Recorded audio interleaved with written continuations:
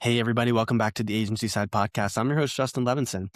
Our guest today is Shannon Estreller, Director of People at EvolveMKD, an award winning PR and digital marketing agency based in New York City. Shannon has built a unique career spanning entertainment, experiential marketing, and people operations. Today, she helps lead talent, culture, and employee experience at EvolveMKD. In this episode, we discuss hiring, onboarding, company culture, and what it takes to build teams that thrive. I know you're going to love it. Let's roll it.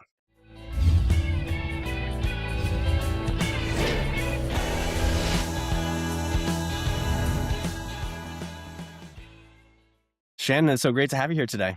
Yeah, thanks so much for having me. Yeah. So wanted to get into your origin story so the viewers can learn about how you got into this particular world that we're in here. Yeah, so honestly, I didn't start in HR at all, and I think that's actually what makes me pretty good at my job. I started in music and entertainment at Live Nation, coordinating tour merchandise for different artist tours. Then I helped launch a small ice cream truck that originated in LA, and I launched it here in New York and then Miami. So I oversaw all of the events and operations. Then I moved to Gilt Group, where I led their entertainment vertical. So partnering with different, promoters and artist teams to give Gilt members special access to like concert pre-sales or VIP ticket packages. And then I eventually made my way into the agency world where I specifically was in experiential marketing. So managing sponsorship portfolios, mobile tours, and field teams at a handful of different agencies and even on the production side as well. Cool. Well, I just want to double click on the Live Nation experience for 1 second. What does that involve with the merchandise? Do you have to deal with like making sure that the performer has their merchandise to sell for venues, or maybe you can explain it? Yeah. So it's everything from picking out what type of t-shirt, like the material they want. So some artists are like, I want more slim cut, or there's like the standard tour material t-shirt, or they want it a bit softer more material like American Apparel brand style. Yeah. And then we go into all the other merch that they want to carry. So if they want tote bags or sunglasses, so sourcing all the different vendors of who's going to make those sunglasses, how are we going to brand them, working with our graphic design team to ensure that aligns with their, whether it's an album they're promoting or whatever that is, and having like the tour dates on the back. So it's an interesting part of the Yeah. music sector that I don't think a lot of people are maybe too aware about, where, like what goes on to create the tour merch that shows up at the concert. Yeah, well, as you can tell, I'm a big music fan, so I was just had to jump into that real quick. Yeah, maybe you can tell us about your current role and what you're doing over at Evolve MKD. Yeah, so I'm currently the director of people here at Evolve MKD. So we are an independently owned and operated female owned PR and digital marketing agency in New York City. We specialize in building brand relationships with, our clients' brands that, matter most. So for me here, I oversee everything under that CHAR umbrella, recruitment, talent development, culture, and DEI programming. But how I think my role is a little bit different than maybe HR at like corporate company Yeah. is that, I really try to position myself as a strategic business partner to the leadership team. So it's thinking about everything about how to attract and retain top talent in what's a really competitive market right now. How many people are on your team? We're about 30, 40 people right now, and that's, full-time employees. We have some summer fellows who've joined us recently, and we have some fractional support as well as consultants and freelancers. Very cool. I love that you're thinking about attracting and retaining talent. That's always something I find really interesting. What do you see as some of the ways to, I guess just for attraction standpoint, maybe what are some ways that you found success in attracting good candidates into your pool? Yeah, so, we're not a massive holding company, and I can say though that our benefits, our total rewards package really punches well above our weight. Yeah. We've got all the normal stuff like flexible PTO, 401k company match, dental, vision, all of that.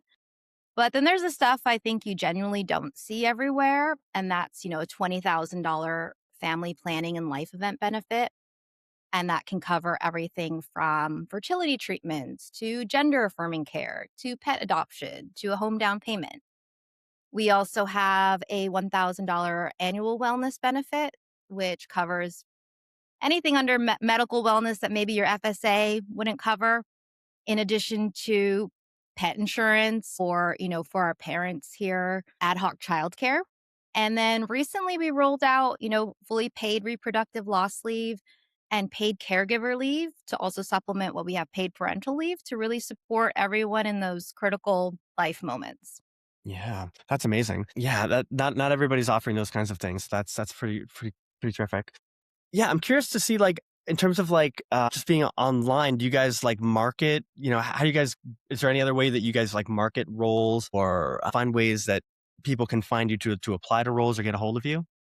Yeah, so I think our social and digital team do an amazing job with our Instagram. And recently when I have been interviewing candidates, they comment a lot about how they love seeing our culture come to life. So we'll either do, social media trends, then that's how we'll then, promote open roles, of course, in addition to using LinkedIn. But I think one of our biggest recruitment programs is actually our summer fellowship program as well. And this year we partnered with Foster the Future PR to help tap into students who come from underrepresented backgrounds or, first generation college students.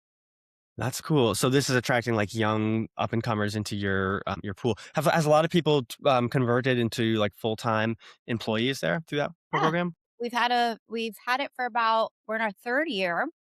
We've had a handful convert to full-time opportunities. Right now, one of them is currently in AE and she's helped training that new class of fellows this summer.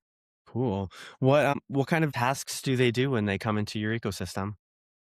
So everything from, we try not to just focus on all of the admin pieces, but really try to get them that real hands-on experience. So they'll get the mentorship, from their manager. Eventually they do start joining the client calls.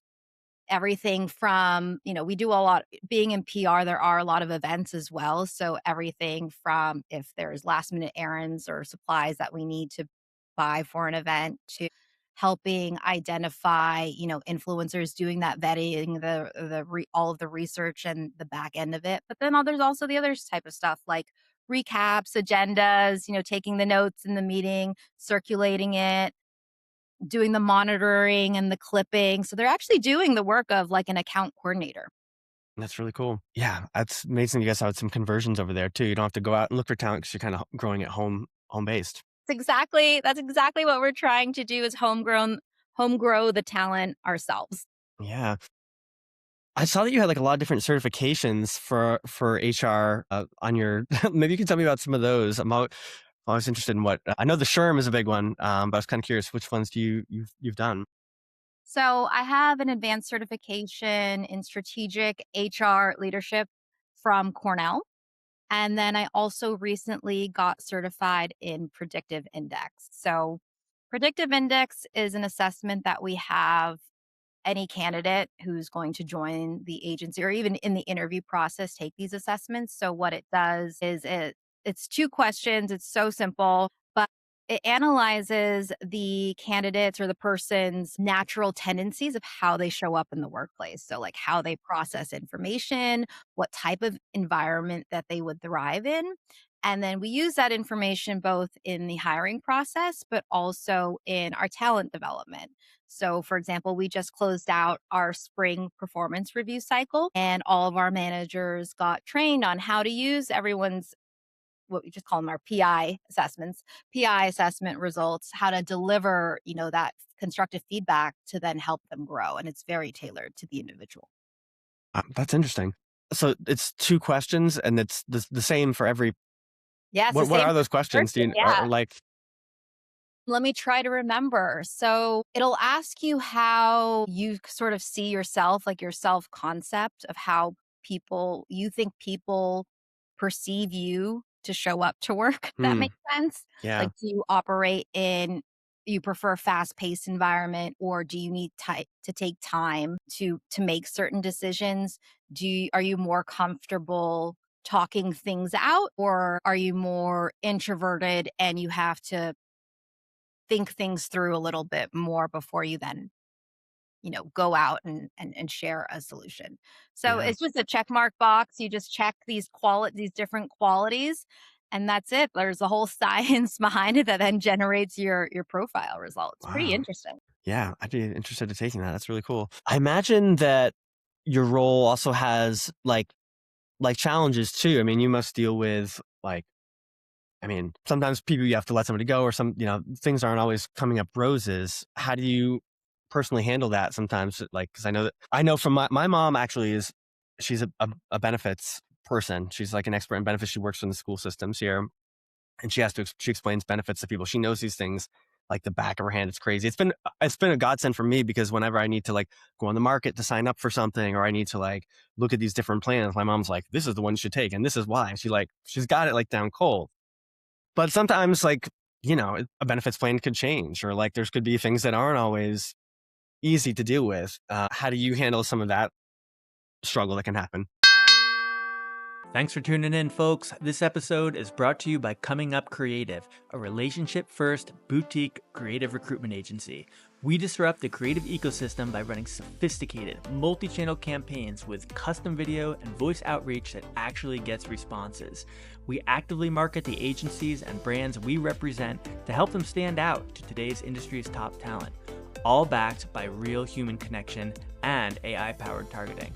If you're ready for a modern recruitment approach, visit www.comingupllc.com and get started today. Sure. So I try to map everything back to our credo here, which is be kind, don't suck.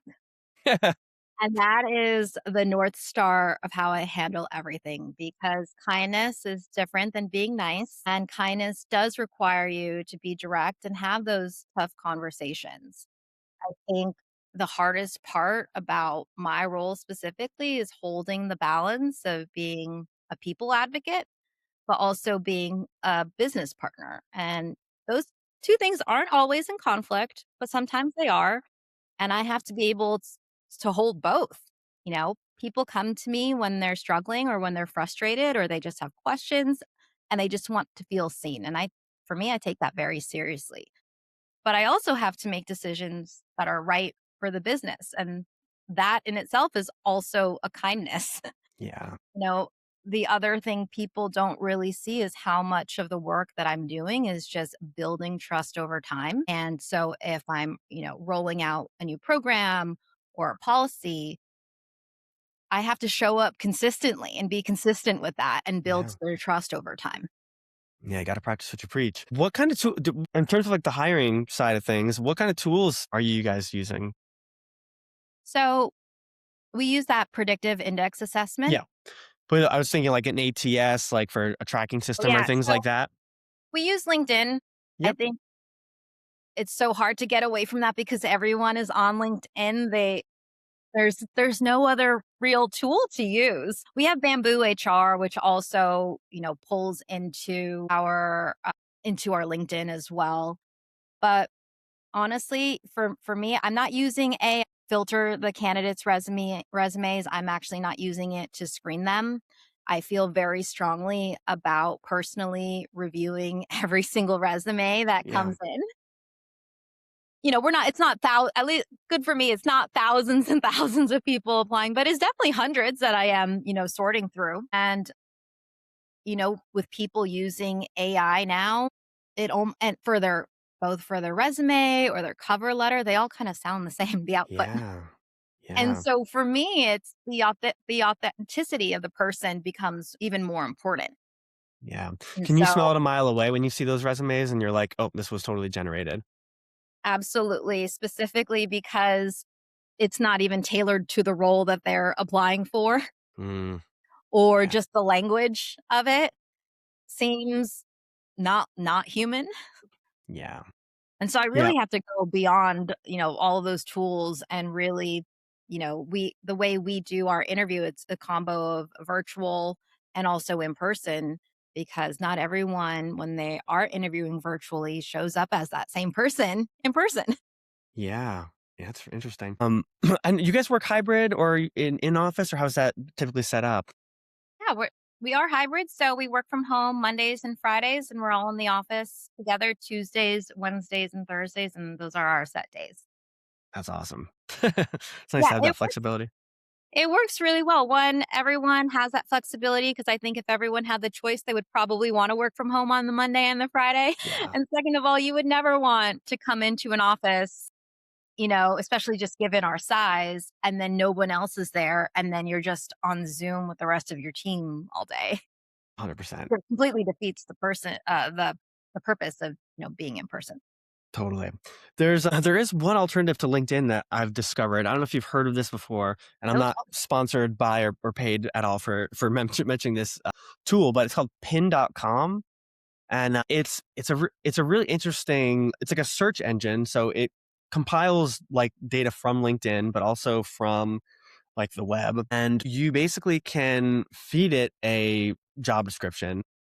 And I know this is also going a little bit against what we were just talking about with the AI and just trusting it, but sometimes it can give you like a step forward, like just like a search would on, it's essentially it's replacing a Boolean search, and it will just list people how it ranks, people out of, 10 and as a fit for the role. And while it's not the everything, like you have to look behind the profile and obviously there's more nuances there.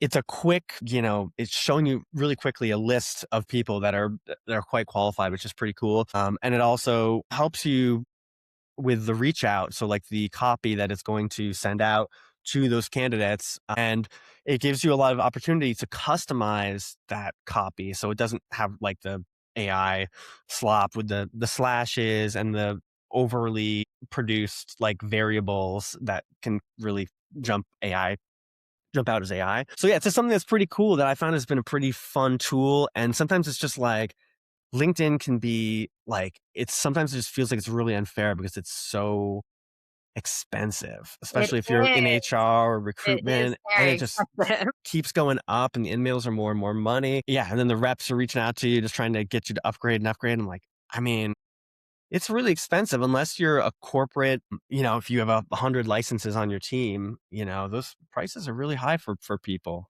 Yeah. unfortunately. Yeah. Yes, it is. Yeah. Yeah. Sorry, I went off on my tangent about at You're LinkedIn. I good. do love LinkedIn. It's an amazing tool, but I'm always sort of like looking for something else at the same time because they make me mad sometimes. Yes. I'll definitely check out PIN. Cool.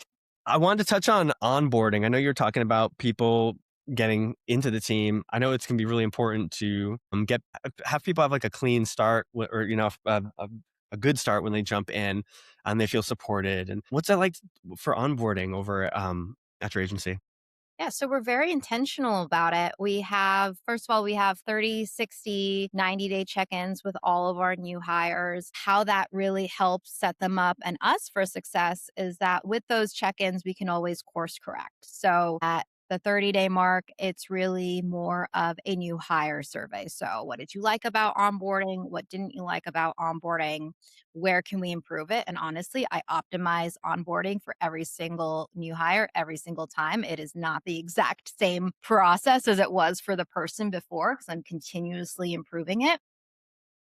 For the 60 and 90-day check-ins, they're just simple questions of, where were your challenges? How can we also course correct? Or if there is a gap, then we can recognize that early on and get the training and the materials that that person needed or provide clarity around it. We're also intentionally a bit slower with our onboarding. I know in previous agencies, it's sort of sink or swim. Yeah.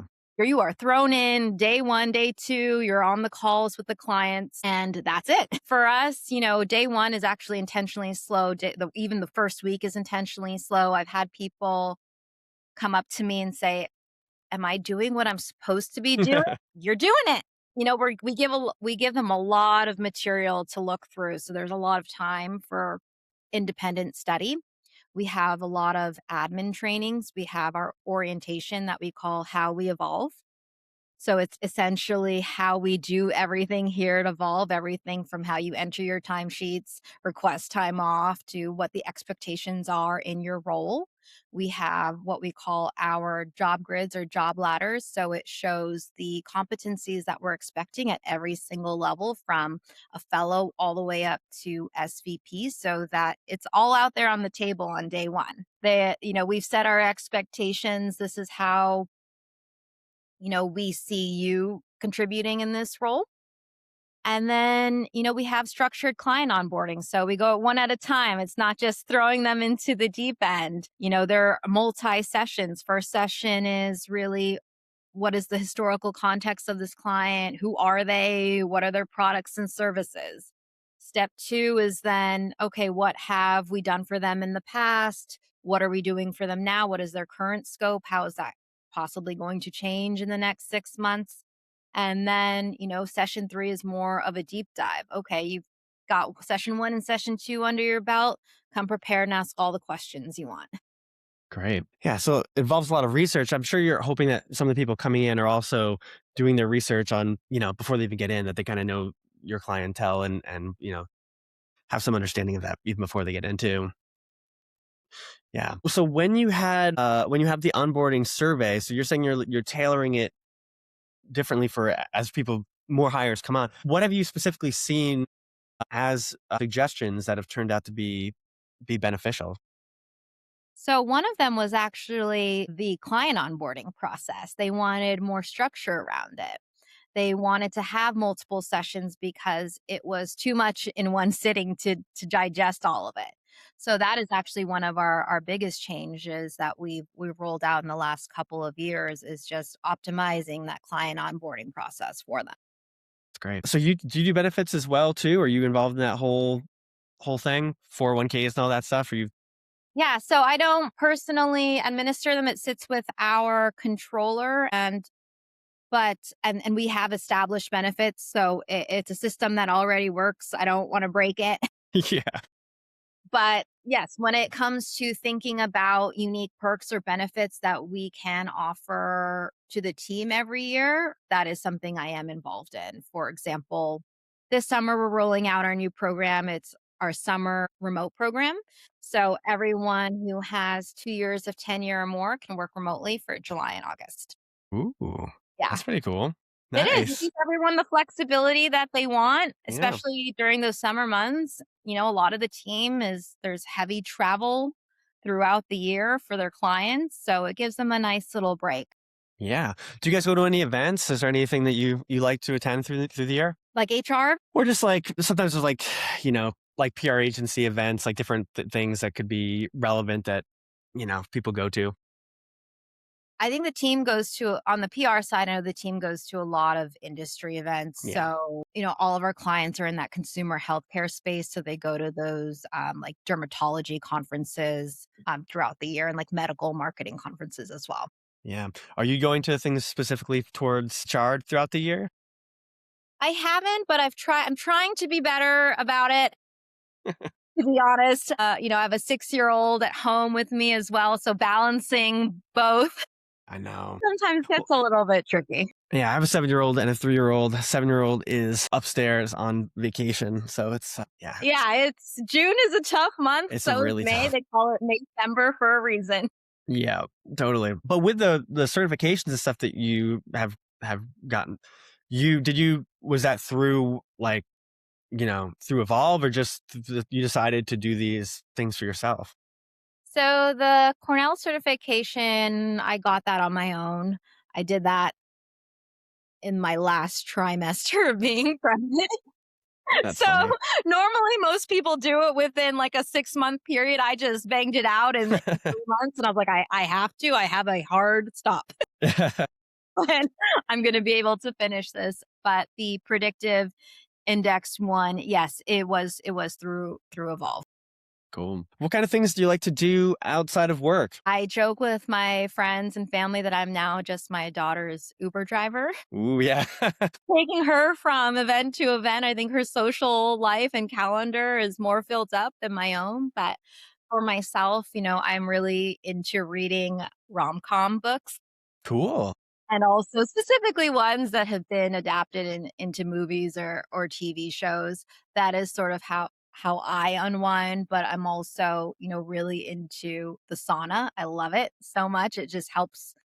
It feels like it really detoxes everything mentally and physically, and I come out of it feeling like a new person. That's cool. For a minute, I thought you were thinking of Asana, the program. And I was like, No, man, the this lady sauna. really is into HR. I just love to hang out in Asana and just I love Asana talk to so my much. team. That's really funny. I also feel like my kid's Uber driver between going to dance and piano lessons. And it's like eventually, like, you're like, man, this is why I don't have any hobbies anymore because, How do you find time? yeah, yeah. Yeah, like this weekend, she had her gymnastics expo, then the end of year soccer game, and then she had a play date. Well, So yeah, at least for me, I've had a new appreciation for like how I grew up and how my parents showed up for me because I realized how much energy it actually takes. Like my dad coached my little league team and I just assumed like I would just coached it, but I'm like, I coached a softball team and I'm like, this is a thing. Like this is hard to